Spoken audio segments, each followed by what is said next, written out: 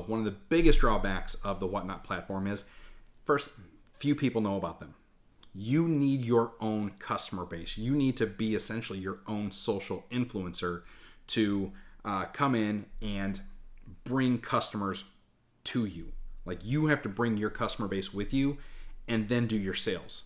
If you are just, hey, Rick's Toy Room with a very few small social media following, and I throw up a What's Not and I advertise it and no one shows up, 3 people show up and I'm like, okay, I'm going to start this auction low to make high, you're going to lose your tail on product and cost because you don't have enough people to run those prices up, and because you didn't bring your own group with you, you're not going to have the profitability that you have from a place like eBay or Mercari. Now, fee structure wise, they're right on point. They're 8% sales tax, or excuse me, they're an 8% sell fee on whatever you sell. Again, they handle the shipping, but as a shipping platform, they are also the worst because they value your shipping. First off, they only ship priority mail, and they handle your shipping flat rate based on weight.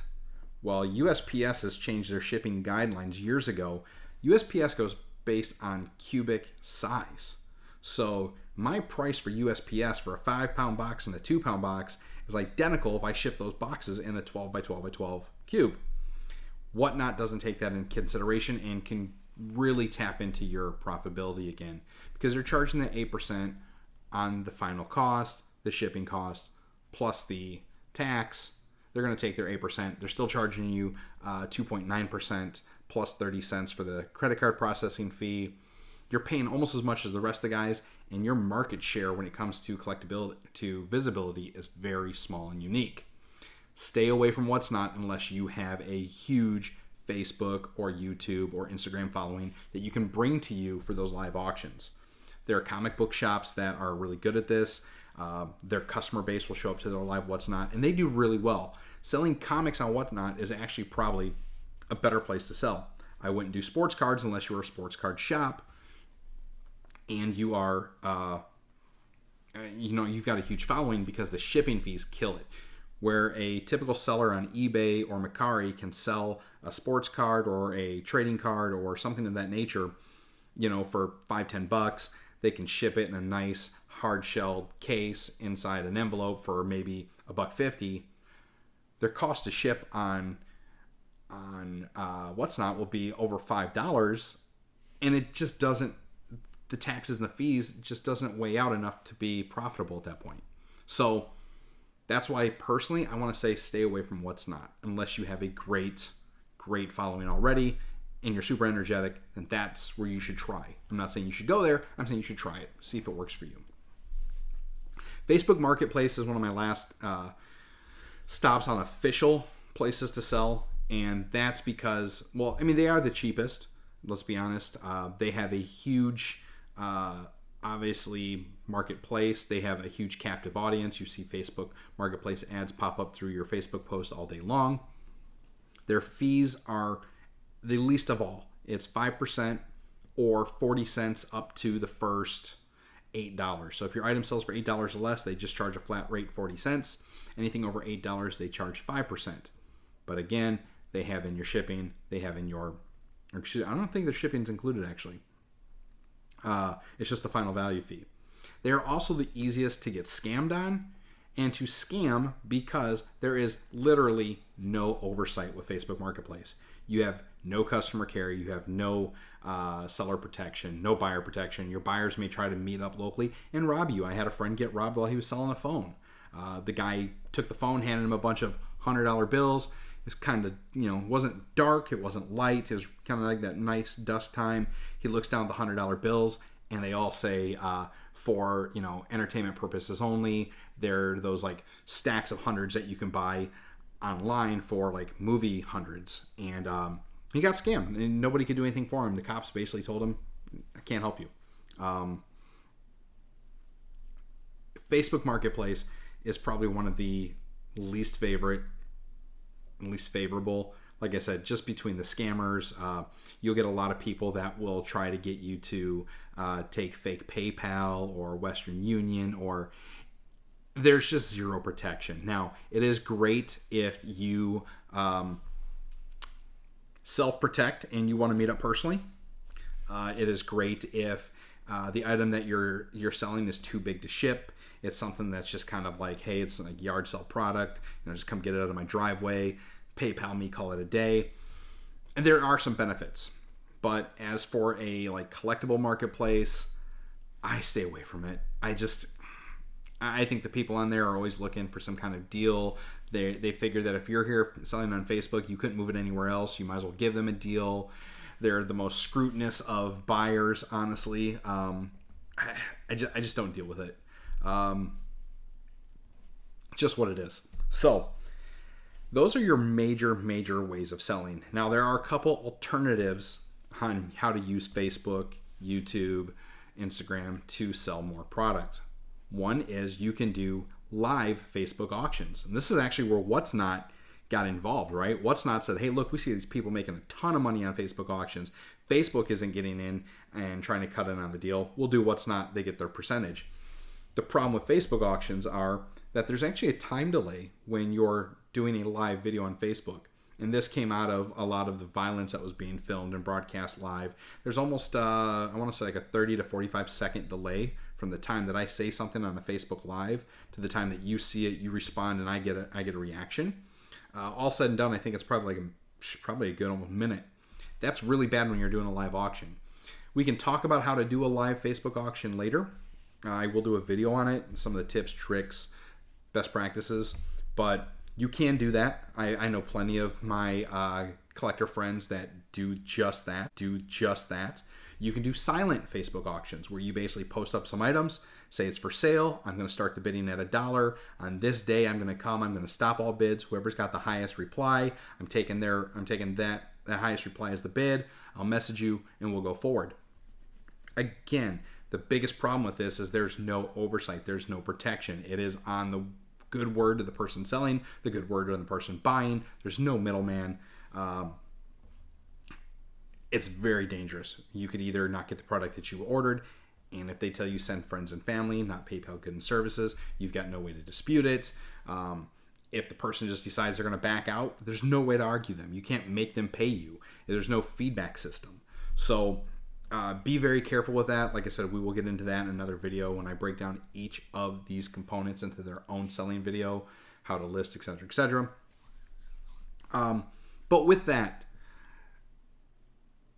that's the fee structure of the 5 major that you can use. My personal preference. So I have a love-hate with eBay. If you follow my personal Facebook account, you will see me on there consistently yelling and complaining about things that happen on eBay and how some of the buyers are just ridiculous. But I will say this, eBay's customer care over the years has continuously improved. They are starting to get the hint that sellers pay their bills. eBay does not charge buyers.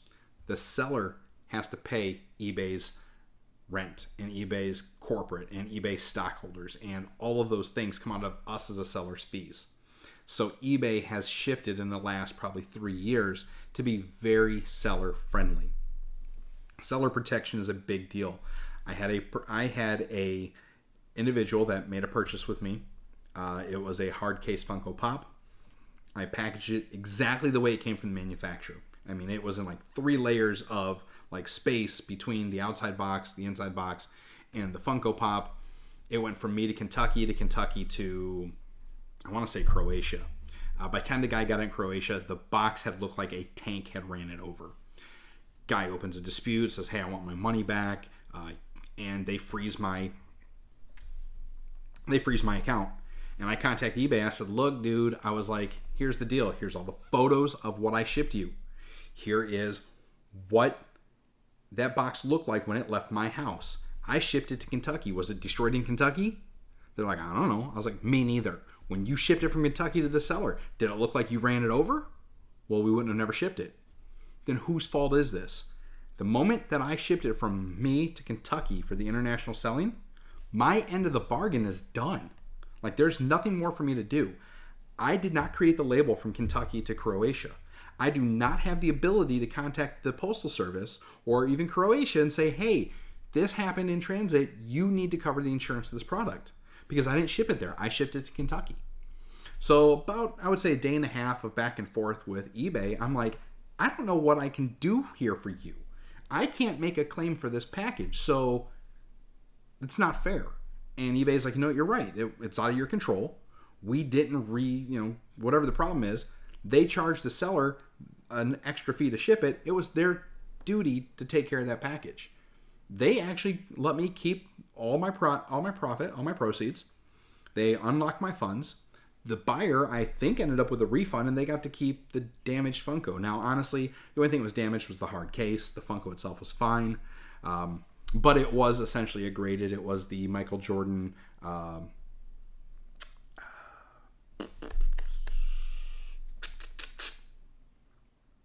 Fleer. I forgot who does that now. Anyhow, Beckett. They were sold graded, Funkos, and Upper Deck did a graded Michael Jordan Funko exclusive. The case was cracked. It was no longer the exclusive at that point. It was broken up. But eBay seller protection really kicked in. And eBay has been able to remove some negative feedback from buyers. I had a guy say, hey, look, this isn't, perfect condition. This wasn't mint condition. I'm like, dude, I said mint in box. The product was mint. The box wasn't. I sold you photos of every single thing that was wrong. The guy reposted photos to me of the exact same corners I sent a photo to.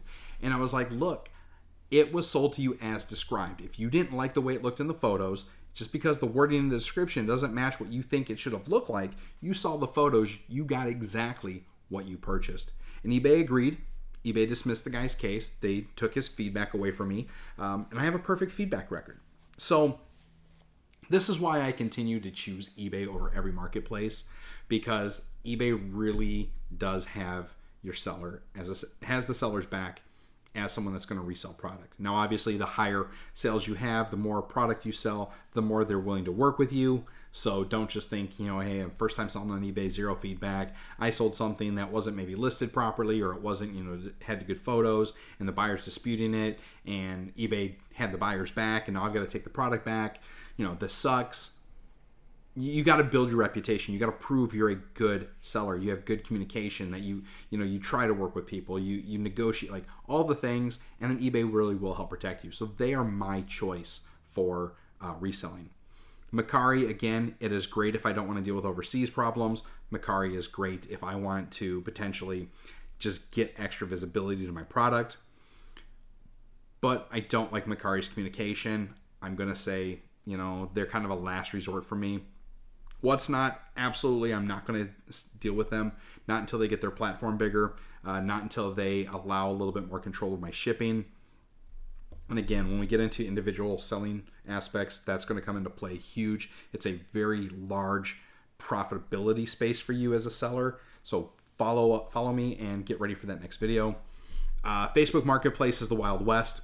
Not even screwing with it. I use Facebook Marketplace to drive people to my eBay store, to drive people to my website, to drive people to YouTube. But unless I know you personally or I've known you for a while, I'm not going to sell you on Facebook Marketplace. I'm out of that. I may do live videos, though. That is possible. We'll see. Yeah, that's it, guys. So I thank you for hanging out. This video is going to make 2 full videos, so I'm just going to do a splice in the middle.